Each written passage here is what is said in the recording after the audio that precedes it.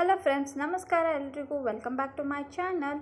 ಇವತ್ತಿನ ವಿಡಿಯೋದಲ್ಲಿ ನಾನು ಹೇರ್ ಕೇರ್ನ ತೋರ್ಸಾಕತ್ತೀನಿ. ಇವತ್ತು ಸಡನ್ನಾಗಿ ನನಗೆ ಹೇರ್ ಕೇರ್ ಮಾಡಬೇಕು ಅಂತ ಅನ್ನಿಸ್ತು. ಯಾಕಂತಂದರೆ ವೀಕಲ್ಲಿ ಸಾಟರ್ಡೇ ಮಾತ್ರ ಹಾಫ್ ಡೇ ಇರುತ್ತಲ್ಲ. ಸೊ ಹಾಫ್ ಡೇ ಬಂದ ತಕ್ಷಣ ವಿಚಾರ ಮಾಡಿದೆ, ಸೊ ಏನಾದರೂ ಮಾಡ್ಕೋಬೇಕಲ್ಲ, ಕೂದಲು ಕೂಡ ಹೆಂಗೋ ಡ್ಯಾಮೇಜ್ ಆಗಿದೆ. ಸೊ ಏನಾದರೂ ಸ್ಕಿನ್ ಕೇರು ಅಥವಾ ಹೇರ್ ಕೇರ್ ಮಾಡ್ಕೋಬೇಕು ಅಂತ ಅನ್ನಿಸ್ತು. ಅಷ್ಟರಲ್ಲಿ ನೆನಪಾಗಿದ್ದು ಹೇರ್ ಕೇರ್. ಮತ್ತು ಫ್ರಿಜ್ಜಲ್ಲಿ ನಾನು ಅಲೆವೆರಾ ಕಟ್ ಮಾಡಿ ಒಂದಿಷ್ಟು ಕ್ಲೀನ್ ಮಾಡಿಕೊಂಡು ಫ್ರಿಜ್ಜಲ್ಲಿ ಇಟ್ಟಿದ್ದೆ. ನೀವು ಅಲೆವೆರಾನ ಕಟ್ ಮಾಡಿಕೊಂಡು ನೀಟಾಗಿ ತೊಳ್ಕೊಂಡು ಅದರ ಒಂದು ಯೆಲ್ಲೋ ಕಲರ್ ಏನು ರಸ ಇರುತ್ತಲ್ಲ, ಸೊ ಅದನ್ನೆಲ್ಲ ತೆಗೆದು ಮಾಡಿ ನೀವು ಫ್ರಿಜ್ಜಲ್ಲಿ ಎತ್ತಿಟ್ಕೊಂಡ್ರೆ ತಿಂಗಳು 2 ತಿಂಗಳ ತನಕನೂ ಅಲೆವೆರಾ ಜೆಲ್ಲನ್ನು ನೀವು ಯೂಸ್ ಮಾಡ್ಕೋಬಹುದು. ಕೆಲವೊಬ್ಬರಿಗೆ ಸಿಗಲ್ಲ. ಸೊ ಸಿಕ್ಕಾಗ ಕೆಲವೊಬ್ಬರು ಒಂದೇ ಸಮನೆ ಒಂದು 3-4 ಅದು ಏನದು ಅಲೆವೆರಾದ ಗಡ್ಡಿನ ತೊಗೊಂಡು ಎತ್ತಿಟ್ಕೊಂಡ್ರೆ ಏನೂ ಕೂಡ ಆಗೋದಿಲ್ಲ. ಸೊ ನೀಟಾಗಿ ಸ್ವಲ್ಪ ಫ್ರಿಜ್ಜಲ್ಲಿಟ್ಟರೆ ಆರಾಮ್ಸೆ ಇರ್ತದೆ. ಮತ್ತು ಅದರ್ವೈಸ್ ಕೆಲವರು ಬಳಸ್ಬೇಕಂದ್ರೆ ಹಾಗೆ ತಾಜಾ ತಂದು ನೀವು ಯೂಸ್ ಮಾಡ್ಕೋಬೇಕು. ಇವತ್ತು ಸಾಟರ್ಡೇ ಆಫ್ಟರ್ನೂನ್ ಬಂದೆ. ಸೊ ಬಂದ ತಕ್ಷಣ ಎಲ್ಲ ಕ್ಲೀನಿಂಗು ಸ್ವಲ್ಪ ಕೆಲಸ ಎಲ್ಲ ಮಾಡ್ಕೊಳ್ಳೋದಿತ್ತು. ಹಾಗೆ ಏನೋ ಬಂದ ತಕ್ಷಣವೇ ನನಗೆ ಸ್ವಲ್ಪ ಟೈಮ್ ಆಗೇ ಬಿಡ್ತು, 4-4:15 ಈ ರೀತಿ. ಆ ಟೈಮಲ್ಲಿ ಸ್ವಲ್ಪ ಚಹಾ ಮಾಡ್ಕೋಬೇಕಂತ ಅನ್ನಿಸ್ತು. ಸೊ ಚಾಕ್ಕೆ ಇಟ್ಕೊಂಡೆ. ಇದ್ರ ಜೊತೆಗೇ ಆ ಕಡೆ ಚಹಾ ಕೂಡ ರೆಡಿ ಆಗುತ್ತೆ, ಮತ್ತು ಈ ಕಡೆನೇ ಹೇರ್ ಪ್ಯಾಕ್ ಕೂಡ ರೆಡಿ ಮಾಡ್ಕೋತೀನಿ. ಗ್ರೀನ್ ಕಲರ್ ಆಗಿರುತ್ತಲ್ಲ, so green hair pack hair ಗ್ರೋತಿಗೆ, ಆಮೇಲೆ ಹೇರ್ ಸ್ಮೂತಿಗೆ, ಹೇರ್ ಶೈನಿಗೆ. ಸೊ ಕಮೆಂಟ್ ಈ ರೀತಿ ಇತ್ತು ಅಂಥೇಳಿ. ಸೊ ಕಮೆಂಟ್ ಬಗ್ಗೆ ಆಮೇಲೆ ಮಾತಾಡ್ತೀನಿ. ಅದರ್ವೈಸ್ ಈಗ ಫಸ್ಟ್ ಹೇರ್ ಕೇರ್ ಬಗ್ಗೆನೇ ಫಸ್ಟ್ ಮಾತಾಡ್ತೀನಿ.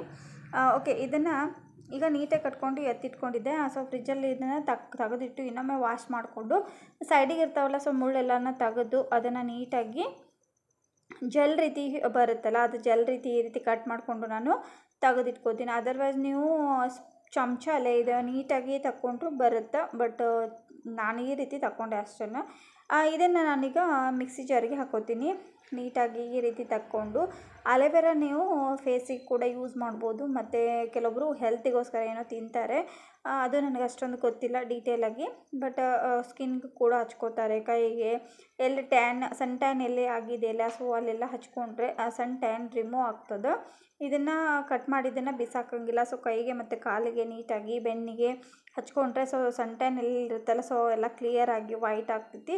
ಇದನ್ನು ಕ್ಯೂಬ್ಸ್ ರೀತಿಯಲ್ಲಿ ಕಟ್ ಮಾಡೀನಿ. ಸೊ ಅಲೆವೆರಾ ಕ್ಯೂಬ್ಸನ್ನು ಕಟ್ ಮಾಡಿ ಇಟ್ಕೊಂಡಿದ್ನಲ್ಲ, ಅದನ್ನು ಮಿಕ್ಸಿ ಜಾರಿಗೆ ಹಾಕ್ಕೊಂಡೆ.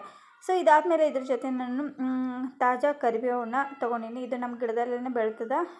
ಸಾಕಷ್ಟು ನನ್ನ ವ್ಲಾಗ್ಗಳಲ್ಲಿ ನೋಡಿರ್ಬೋದು, ಕರಿಬೇವಿನ ಗಿಡ ತೋರಿಸಿದ್ದೀನಿ. ಆಮೇಲೆ ಕರಿಬೇವು ಕಡ್ಡಿನ ಒಂದಿಷ್ಟು ಅದರಲ್ಲಿ ಹಾಕ್ತೀನಿ. ಸೊ ಇದರೊಳಗೆ ನೀವು ಮೆಂತ್ಯ ನೆನೆ ಇಟ್ಟಿರ್ತೀರಲ್ಲ, ಸೊ ಅದು ಕೂಡ ಹಾಕ್ಬೋದು.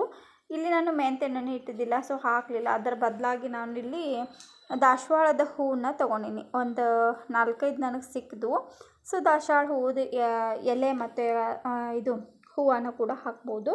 ಹಾಕಿ 1 ವೀಕಲ್ಲಿ ಒಂದ್ಸತಿ, ಮಂತಲ್ಲಿ 2 ಟೈಮ್ ಆರಾಮ್ಸೆ ಹಚ್ಕೊಂಡ್ರೆ ಹೇರ್ ಗ್ರೋತ್ ಆಗೋದ್ರಲ್ಲಿ ಭಾಳ ಅಂದರೆ ಭಾಳ ಹೆಲ್ಪ್ ಆಗುತ್ತೆ. ನಿಜ, ನಾನು ಈ ರೀತಿ ಮಾಡೋದ್ರಿಂದ ನನಗೆ ಬೇಬಿ ಹೇರ್ಸ್ ಭಾಳನೇ ಬೆಳೆದಾವ. ಸೊ ಬೇಬಿ ಹೇರ್ಸನ್ನು ನಾನು ಇನ್ನೊಂದು ನೆಕ್ಸ್ಟ್ ವೀಡಿಯೋದಲ್ಲಿ ಎಲ್ಲ ತೋರಿಸ್ತೀನಿ. ನನ್ನ ಒಂದು ಹೇರ್ಸ್ ಯಾವ ರೀತಿ ಬೆಳೆದಾವ, ಸೊ ಡೈರೆಕ್ಟಾಗಿ ಮಾತಾಡ್ತಾ ತೋರಿಸ್ತೀನಿ. ಆಮೇಲೆ ನೀಟಾಗಿ ಸಿಕ್ಕಾಪಟ್ಟೆ ಬೆಳೆದಾವೆ ಬೇಬಿ ಹೇರ್ಸ್ ಮಾತ್ರ. ಸೊ ಆದಷ್ಟು ಮಂತಲ್ಲಿ ಒಂದ್ಸತಿ ಕೇರ್ ಮಾಡ್ತೀನಿ ಅಂದರೆ ಈ ಲೆವೆಲಿಗೆ ಬೆಳೆದಾವ. ಬಟ್ ಮಂತಲ್ಲಿ ಆರಾಮ್ಸೆ ಮನೇಲೇ ಇರ್ತೀರ ಕೆಲವೊಬ್ಬರು, ಆರಾಮ್ಸೆ 2 ಡೇಸಿಗೊಮ್ಮೆ ಹೇರ್ ವಾಶ್ ಮಾಡ್ಕೊಳ್ಳೋಂಡ್ರೆ ನಿಮ್ಗೆ ಇನ್ನೂ ಕೂಡ ಒಳ್ಳೆಯದಾಗುತ್ತೆ. ಕೆಲವೊಂದು ಸತಿ ನನಗೆ ಹೇರ್ ವಾಶ್ ಮಾಡಲಿಕ್ಕೆ ಸ್ಕೂಲ್ ಇರುತ್ತಲ್ಲ, ಸೊ ಹೇರ್ ವಾಶ್ ಮಾಡಲಿಕ್ಕೇ ಆಗಂಗಿಲ್ಲ. 3 ಡೇಸ್ 4 ಡೇಸ್ ಹಾಗೆ ಬಿಟ್ಟಿರ್ತೀನಿ. ಹೀಗಾಗಿ ಸ್ವಲ್ಪ ಹೇರ್ಸ್ ಡ್ಯಾಮೇಜ್ ಆಗ್ತಾವೆ ಮತ್ತು ಹೇರ್ ಫಾಲ್ ಆಗೋ ಚಾನ್ಸ್ ಭಾಳ ಇರ್ತೈತಿ. ಬಟ್ ಆದರೂ ಕೂಡ ಈ ರೀತಿ ಒಂದು ಪ್ಯಾಕ್ ಹಚ್ಕೋತಿಲ್ಲ, ಒಂದು ಕಂಟ್ರೋಲಲ್ಲಿ ಇರ್ತದೆ, ಒಂದು ಟ್ರೀಟ್ಮೆಂಟ್ ಕೊಟ್ಟಂಗೆ ಆಗ್ತದೆ. ಅದಕ್ಕೋಸ್ಕರ ಈ ರೀತಿ ಒಂದು ಹೇರ್ ಪ್ಯಾಕನ್ನು ನಾನು ಹಚ್ಕೋತಾ ಇರ್ತೀನಿ. ಸೊ ನಿಮಗೆಲ್ಲ ಯೂಸ್ ಆಗುತ್ತೆ. ಮತ್ತು ನನಗೆ ಕೇಳ್ತಿರ್ತೀರ, ಸಾಕಷ್ಟು ಜನ ಕಮೆಂಟ್ ಕೂಡ ಮಾಡ್ತಿರ್ತೀರ. ಹಾಗಾಗಿ ಕೆಲವೊಬ್ಬರು ಅದೇ ಸಾಕಷ್ಟು ಜನ ಕಮೆಂಟ್ ಆಗಿದ ತಕ್ಷಣ ನೆನಪತ್ತು. ಸೊ ಕಮೆಂಟ್ ಕೂಡ ಮಾಡಿದ್ರಿ ನೋಡೋಕ್ಕೆ. ಮತ್ತು ಹೇರ್ಸ್ ಉದ್ದ ಇದ್ದಾವೆ, ಸೊ ನೋಡ್ಲಿಕ್ಕೆ ಕೂಡ ಚೆನ್ನಾಗಿದ್ದೀರಿ, ಮತ್ತು ಹೇರ್ಸ್ ಉದ್ದ ಇದ್ದಾವೆ, ಹೀರೋಯಿನ್ ಥರ ಇದ್ದೀರಾ, ಹಾಗೆ ಹೀಗೆ ಅಂತ ಕೆಲವರು ಕಮೆಂಟ್ ಮಾಡಿದರು. ಉಬ್ಸೋಕೆ ಹೇಳ್ತೀರಾ, ಮ್ಯಾಲೆ ಎತ್ತಿ ಕೆಳಗೆ ಬೀಸಾಕಕ್ಕೆ ಹೇಳ್ತೀರ ಅಂತ ಗೊತ್ತಿಲ್ಲ. ಬಟ್ ಒಂದು ಕಡೆ ಸಾಕಷ್ಟು ಮೆಸೇಜ್ ಆ ರೀತಿ ಬರ್ತಿದ್ವು. ಬಟ್ ಇವತ್ತು ನನಗೆ ಅದರ ಬಗ್ಗೆ ಮಾತಾಡಬೇಕು ಅಂತ ಅನ್ನಿಸ್ತು, ಹಂಗಾಗಿ ಮಾತಾಡ್ತಾ ಇದ್ದೀನಿ. ಯೂಟ್ಯೂಬಲ್ಲಿ ಕೂಡ ಆ ರೀತಿ ಬರ್ತಿತ್ತು. ಆಮೇಲೆ ಕೆಲವೊಂದು ಒಟ್ಟು ಸೋಷಿಯಲ್ ಮೀಡ್ಯಾದಲ್ಲಿ ನನಗೆ ಅದು ಕಾಮೆಂಟ್ ನೋಡಿದ್ದೆ, ನನಗೆ ಬಂದಿತ್ತು. ಸೊ ಆ ರೀತಿ ಕೂಡ ನಿಮ್ಗೆ ಶೇರ್ ಮಾಡಿಕೊಂಡೆ. ಓಕೆ, ಕೆಲವೊಬ್ಬರಿಗೆ ಇಷ್ಟ ಆಗುತ್ತಲ್ಲ ಲಾಂಗ್ ಹೇರ್ಸ್ ಮತ್ತು ಚೆಂದ ಕಂಡ್ರೆ. ಸೊ ಯಾರು ಕೂಡ ಕೆಲವೊಬ್ರು ಹಿಂಗೆ ಮಾತಾಡ್ತಾರೆ, ಇಷ್ಟ ಆಯಿತು. ಕೆಲವೊಬ್ರು ಕಮೆಂಟ್ ಕೇಳಿ ಥ್ಯಾಂಕ್ ಯು ಸೋ ಮಚ್ ಆ ರೀತಿ ಕಮೆಂಟ್ ಮಾಡಿದ್ದಕ್ಕೆ. ಎಲ್ಲೋ ಒಂದು ಕಡೆ ಅನ್ನಿಸ್ತಿತ್ತು, ನಾನಷ್ಟಕ್ಕೆ ನಾನೇ ಕೆಲವೊಂದು ಸತ ಅನ್ಕೊತಿದ್ದೆ, ಬಟ್ ಇನ್ನೊಬ್ರು ಹೇಳಿದಾಗ ಅದು ನನಗೆ ಕನ್ಫರ್ಮ್ ಅಂತ ಅನ್ನಿಸ್ತು. ಸೊ ಅದ್ರ ಬಗ್ಗೆ ನೀವೆಲ್ಲ ಏನು ಹೇಳ್ತೀರಾ? ಸೊ ಈ ವಿಡಿಯೋ ನೋಡೋರು ಏನು ಹೇಳ್ತೀರಾ ಅಂತ ಕಮೆಂಟ್ ಬಾಕ್ಸಲ್ಲಿ ಕಮೆಂಟ್ ಮಾಡಿ ತಿಳಿಸಿ ಅಂತ ಹೇಳ್ತೀನಿ. ಸೊ ಕೆಲವೊಬ್ಬರು ಎಲ್ಲರೂ ಸೇಮ್ ಇರಲ್ಲ. ಕೆಲವೊಬ್ಬರ ಅಭಿಪ್ರಾಯ, ಕೆಲವೊಬ್ಬರು ಕಣ್ಣ ನೋಟ, ಕೆಲವೊಬ್ಬರು ಮನಸ್ಥಿತಿ ಬೇರೆ ಬೇರೆಯೇ ಇರುತ್ತೆ. ಕೆಲವೊಬ್ಬರು ಹೊಟ್ಟೆ ಕಿಚ್ಚಿಗಾಗಿ ಚಂದಿದ್ರು ಚಂದಿಲ್ಲ ಅಂತ ಹೇಳೋರು ಭಾಳ ಮಂದಿ ಇದ್ದಾರೆ. ಆಮೇಲೆ ಕೆಲವೊಬ್ಬರು ಕಮೆಂಟೇ ಮಾಡಲ್ಲ. ಅಂದರೆ ಕಮೆಂಟ್ ಅಂದ್ರೇನು, ಈಗ ನೋಡಿದ ತಕ್ಷಣ ಹಿಂಗಿದ್ದಾಳೆ ಹಾಗಿದ್ದಾಳೆ ಏನು ಕೂಡ ಹೇಳಿಕೊಳ್ಳ, ಯಾಕಂದ್ರೆ ಆಲ್ರೆಡಿ ಅವರಿಗೆ ಹೊಟ್ಟೆಯೊಳಗೆ ಖಾರ ಕಲಿಸ್ದಂಗೆ ಆಗ್ತಿರ್ತೈತಿ ಚಂದ ಇದ್ದಿದ್ದು ನೋಡಿ. ಹಾಗಾಗಿ ಚಂದ ಇದ್ದೀರಾ, ಅದು ಚಂದಿತ್ತು, ಇದು ಚಂದಿದೆ, ಹೇರ್ ಸ್ಟೈಲ್ ಚಂದಿದಾವೆ, ಹೇರ್ಸ್ ಚಂದ, ಸ್ಕಿನ್ ಚಲೋ ಐತಿ, ಆ ರೀತಿ ಈ ರೀತಿ ಅಂತ ಯಾರು ಕೂಡ ವರ್ಣನೆ ಮಾಡೋದಿಲ್ಲ. ಕಡಿಮೆ ಹೊಟ್ಟೆ ಕಿಚ್ಚು ಇರೋರು ಸ್ವಲ್ಪ ಕಡಿಮೆ ವರ್ಣನೆ ಮಾಡ್ತಾರೆ. ಕೆಲವೊಬ್ಬರು ಫ್ರೆಂಡ್ಲಿಯಾಗಿ ಇರೋರು, ಒಳ್ಳೆ ಪರಿಸ್ಥಿತಿ ಇದ್ದವ್ರು ಏನು ಮಾಡ್ತಾರೆ, ಡೈರೆಕ್ಟಾಗಿ ಹೇಳ್ತಾರೆ ನೀ ಚಂದದಿ, ಸೊ ನೀನು ಕೂದಲು ಚಂದದಾವ ನೋಡು, ಈ ರೀತಿ ನೆಟ್ಟಿಗೆ ಮಾತಾಡ್ತಾರೆ. ಈಗ ಸೋಷಿಯಲ್ ಮೀಡ್ಯಾದಲ್ಲಿ ಅಂತ ಅಷ್ಟೇ ಅಲ್ಲ, ನಮ್ಮ ಸರೌಂಡಿಂಗಲ್ಲಿ ನಾವು ಎಲ್ಲೆಲ್ಲಿ ಕೆಲಸ ಮಾಡ್ತೀವೋ ಅಲ್ಲೇ ಆಗಿರ್ಬೋದು, ನಮ್ಮ ಒಂದು ಸುತ್ತಮುತ್ತ ಮನೆಯಲ್ಲೇ ಆಗಿರ್ಬೋದು, ಎಲ್ರಿಗೂ ಕೂಡ ಅದೊಂದು ಜೆಲಸ್ ಅನ್ನೋದು ಇರುತ್ತಲ್ಲ, ಕೆಲವೊಬ್ಬರಲ್ಲಿ ಇರ್ತದೆ. ಅದು ಆ್ಯಕ್ಚುಲಿ ಇರಬಾರ್ದು ಹಂಗೆ ನೋಡಿದರೆ ನಾವು. ಆಮೇಲೆ ಇನ್ನೊಂದು, ಕೆಲವೊಬ್ರು ಚೆಂದಿದ್ದಾರೆ ಅಂದ ತಕ್ಷಣ ಅವ್ರ ಹತ್ರ ಸೊಕ್ಕಿರ್ತೈತಿ, ಆಮೇಲೆ ಅವ್ರು ಮಾತಾಡೋದಿಲ್ಲ, ಏನೋ ಈಗೋ ಇರ್ತೈತಿ ಅಂತ ಅನ್ಕೊತಾರೆ. ಬಟ್ ಇಲ್ಲ, ಆ ರೀತಿ ಏನೂ ಇಲ್ಲ.